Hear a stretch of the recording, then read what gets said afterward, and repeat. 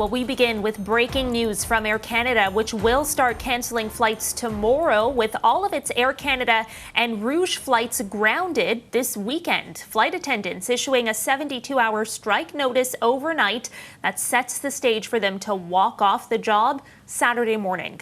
Let's bring in our Catalina Gillies now. She is joining us live from Pearson Airport with the reaction from travelers. A lot of summer plans right now up in the air, Catalina.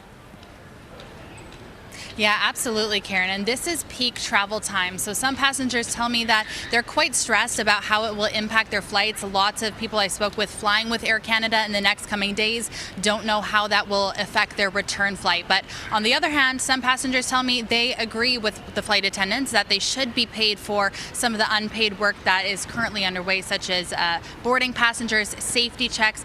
Currently, flight attendants aren't compensated for that. Meanwhile, Air Canada responded this morning, say it will begin implementing its contingency plan to gradually begin an orderly wind down of operations. So as of tomorrow, first round of flights will be canceled, with more to come on Friday, followed by a complete cessation of flying by Air Canada and Air Canada Rouge flights on Saturday. If the strike goes ahead, it could impact around 130,000 passengers a day. Air Canada has presented a 4-year pay package, a 38% total compensation increase, including a 25% bump in year one. But the union says that hike only amounts to about a 17.2% real wage gain over 4 years, saying it's insufficient and that it fails to account for things like inflation and market rates.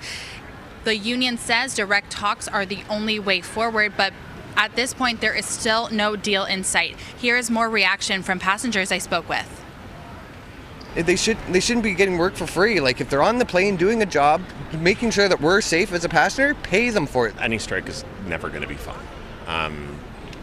Especially like now when you really want to travel, and traveling is just so limited as far as where we can go. Yeah, I mean, it's never going to be fun if we lose that. It's terrible. We would fly back and forth from Newfoundland all the time, and we're always flying Air Canada, so it doesn't sound very good to me. No. Not at all. Especially when we got to come back home in a few weeks. So yeah, coming back home. That might be a little chaotic.